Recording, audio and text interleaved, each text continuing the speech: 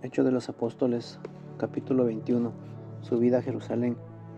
Una vez que nos despedimos de ellos, nos hicimos a la mar y navegamos derecho hasta llegar a Cos. Al día siguiente viajamos hasta Rodas y de allí fuimos a Patara. Aquí encontramos una nave que partía de Fenicia. Nos embarcamos y partimos, después de avistar Chipre.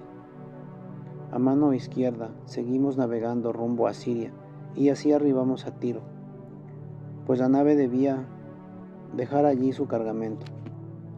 Allí encontramos a los discípulos y nos quedamos con ellos 7 días. Ellos, movidos por el Espíritu, aconsejaban a Pablo que no se subiese a Jerusalén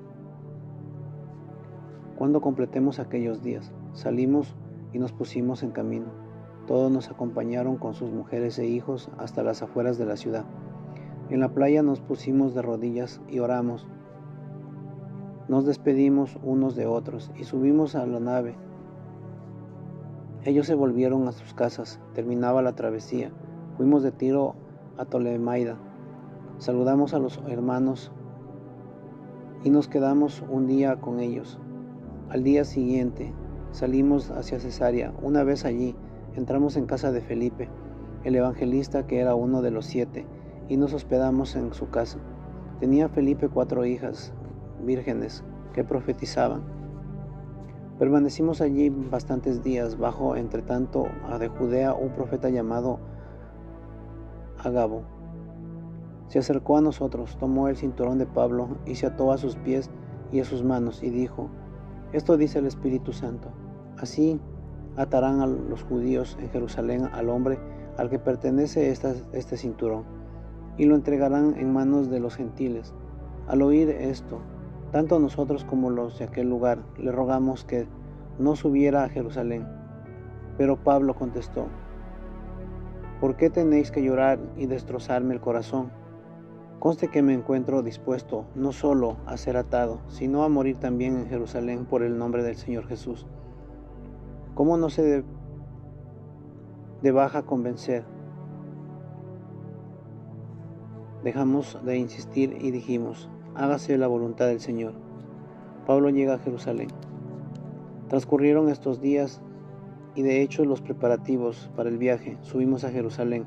Venían con nosotros algunos discípulos de Cesarea y nos llevaron a casa de un tal Mnasón de Chipre, antiguo discípulo donde nos habíamos de hospedar.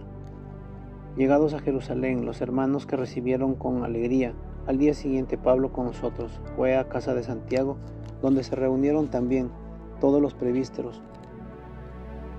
Después de saludarlos, les fue exponiendo con detalle todo lo que Dios había obrado entre los gentiles por medio de su ministerio. Ellos al oírle empezaron a alabar a Dios, pero le dijeron: ya ves, hermano, cuántos miles de judíos han abrazado la fe, y todos son fervientes partidarios de la ley.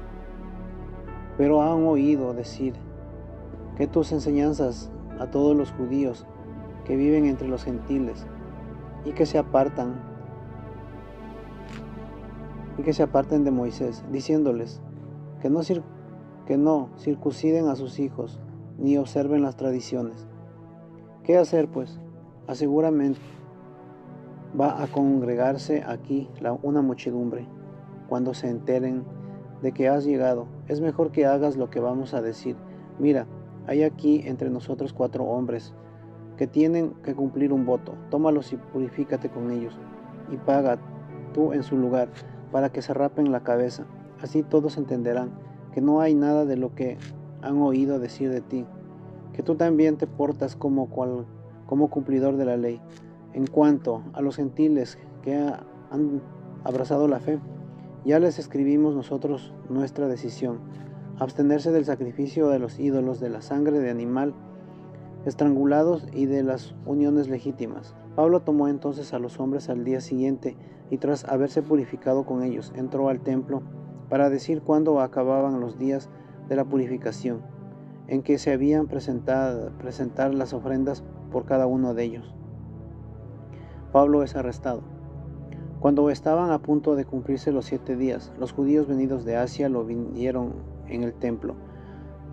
Amotinaron entonces a todo el pueblo, le echaron la mano y se pusieron a gritar: auxilio, hombres de Israel, este es el hombre que va enseñando por todas partes cosas contra el pueblo, contra la ley y contra este lugar, hasta que ha llegado a introducir unos griegos en el templo, profanando así este lugar santo. Es que habían visto anteriormente con él en la ciudad de Trofino, de Éfeso, a quien creían que Pablo había introducido en el templo y en la ciudad entera se alborotó. La gente concurrió de todas partes, se apoderaron de Pablo y lo arrastraron fuera del templo. Inmediatamente cerraron las puertas, intentaban darle muerte, cuando alguien subió a decir al tribuno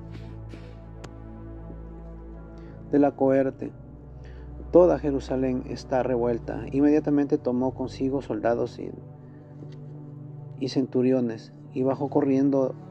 Ellos, al ver al tribuno y a los soldados, dejaron de golpear a Pablo. Entonces el tribuno se acercó y mandó que lo detuvieran y lo atasen con 2 cadenas. Después empezó a preguntar quién era y qué había hecho, pero entre la gente no había humanidad. Unos gritaban una cosa y otros otra. Al ver que no podía sacar nada en limpio a causa del alboroto, ordenó que lo llevaran al cuartel. Cuando llegó a las escaleras, tuvo que ser llevado a hombros por los soldados, a causa de la violencia de la gente, pues toda la multitud le iba siguiendo y gritando: mátalo. Cuando iban ya a meterlo en el cuartel, Pablo le dijo al tribuno: ¿me permites decirte una palabra? Él le contestó: pero, ¿sabes griego? No. ¿No eres entonces tú el egipcio que estos últimos días amotinó y llevó al desierto a los 4.000 terroristas? Pablo respondió: yo soy judío de Tarso, de Sicilia, una ciudad no insignificante. Te ruego que me permitas hablar con la gente. El tribuno se lo permitió. Pablo, de pie sobre las escaleras, pidió con la mano silencio a la gente, y se hizo un gran silencio, y Pablo se dirigió la palabra en lengua hebrea.